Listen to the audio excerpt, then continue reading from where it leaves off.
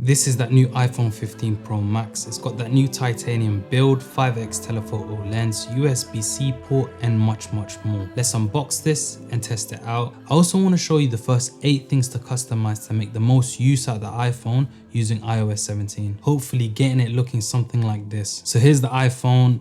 It comes in that basic iPhone package where it's got that 2 peeling bits. This is the iPhone I picked. I went for the black version. It's just my vibe, and there's that satisfying peel. And you get the basic iPhone papers and that Apple sticker, and in the box you get a USB-C to C cable. This time the cable is braided, and I will tell you it does feel a lot nicer. All my iPhone cables tend to break, but hopefully this part of it doesn't break as well. But yeah, this is that simple satisfying iPhone experience of unboxing. As soon as I hold the iPhone 15, it is considerably lighter compared to the iPhone 14 Pro Max. When they say it's 10% lighter, this feels a lot more. This is so much more comfortable to hold, especially because of the curved edges as well. Compared to the iPhone 14 Pro Max, the edges on these are a lot more sharper, but with this one, it's just natural to hold. So if you're deciding to go caseless, I'd say this is the year to do it. Last model, it was a lot more glossier, so easier to see fingerprints. And because of that new design now where it's got that titanium brushes on the side, I'm hardly seeing it compared to the glossy version. I've noticed that the iPhone 15 Pro Max is slightly smaller than the last year model, but the screen size is still the same. You're getting that 6.7 inches, but the screen bezels are noticeably thinner. The thickness is the same, but this time they've packed a bigger battery, 4422 milliamp hour, using the new A17 Pro chip, the new nanometer processing. Hopefully this should make the battery last a lot longer. Because of the bigger battery size, same size, this could be the reason of the overheating, but they did release a new update now where they're trying to address the heating issues. So hopefully with this update, you shouldn't find any more heating problems. Now we have a USB-C port thanks to the EU that can handle 10 gigabytes per second transfer speed. Now the thing is, when you unbox it, you get a standard cable. So if you want to utilize this speed, make sure to buy a data cable that can handle 10 gigabytes per second. But this is a cool feature where, for example, if you're trying to film in ProRes and the file sizes are a lot bigger, so you can just simply plug in an SSD at the back of it and all your content footages will be stored directly on there. With this USB-C port, they do allow backward charging. So if you've got AirPod that's on like 2%, you can just plug it in and it will charge it for you. You can charge other devices. Just simply plug it into another device. It will recognize which one needs charging and it'll just transfer the battery to the other side. But I would say it's ideally useful for smaller devices, mainly because it's about 4.5 watts.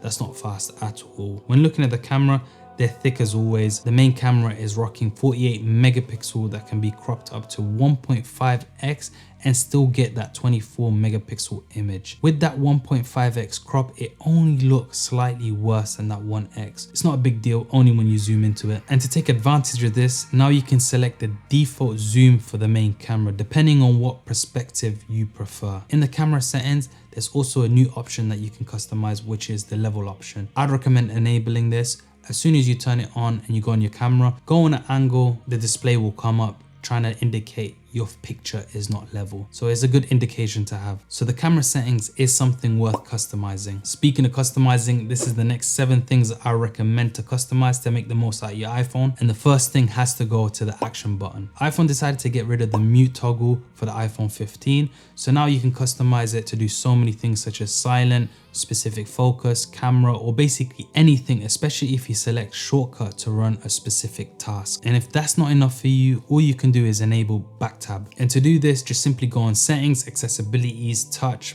back tab, and there'll be 2 options, double tap or triple tap, and with these options you can choose whatever you want. But I would say the action button is so much more efficient because it's a dedicated thing. Sometimes, you know, the double tap, it doesn't do it straight away. The second thing to customize is wallpaper. They decided this year to bring back live wallpaper. Simply select any video or live video and it will just turn it into a slow-mo effect, which is pretty cool to have. I did also realize whilst looking into the wallpapers, they've added a new selection of wallpapers, especially on the solar system wise. So before you used to have the Earth, now you've got every single planet in our galaxy. One thing that always transforms my phone is widgets. Now, I've got this all over my home screen. All my widgets are stacked. Now, if you go to the top, the first thing that you'll see is Widget. Now this is a simple clock widget which has got that Android theme. I'll put it in the description if you want to use this one as well. Now if you scroll down from that widget, you get to see the calendar. Now this basically just displays any events, meetings that I've got scheduled. It it gives me a quick insight of my day and what I've got planned for the next couple days. Now, if you swipe again, you're gonna get to my Todoist. One thing that I love on iOS 17 is interactive widgets. Like, I don't have to go onto that specific app, mark off a task. I can just simply do it straight from here. And on the left, I've got my entertainment stack. Here you'll find YouTube, YouTube Music,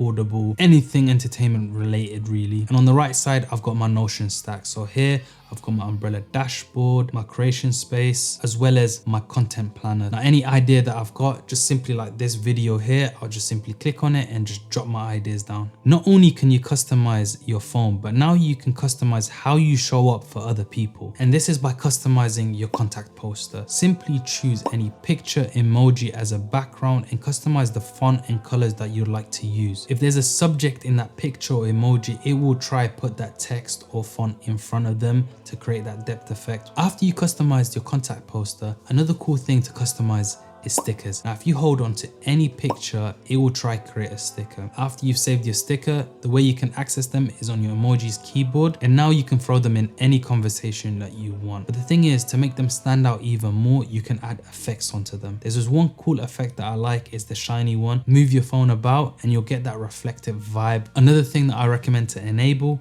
is airdrop. Especially with the new animations that they've released right now, it's a fun way to kind of send things across to each other. And a good thing about the airdrop now is you don't have to stay next to the person whilst the file is being transferred. Once you transfer that thing, it will send it to the internet, and then the other individual will be downloading it from the internet. So once you just made that connection once, you can just simply walk away. And this simply doesn't have to be the iPhone 15. It's any iPhone that's compatible with the iOS 17 update. One feature that I've been enjoying on iOS 17 is the standby mode. Simply add any two home screen widgets, and then once your phone's on charge and horizontal, standby mode gets activated automatically. And an easy way to do this is just using a simple MagSafe stand. And a pretty nice thing that I've realized is live activities can be interacted straight from standby mode. You don't have to go off standby mode and interact with that app. You can interact with that activity straight from standby mode. iOS 17 has pretty cool features, and most of these customizations mentioned can be done with any iPhone supported in the new update. The new iPhone hardware is pretty cool as well. I'm going to be using this as my daily driver so I can test the camera, battery, overall performance for my full review. So if you want to stick around, make sure to subscribe for that. If you enjoyed this content, you're definitely going to enjoy this one as well. So take care, see you in the next one.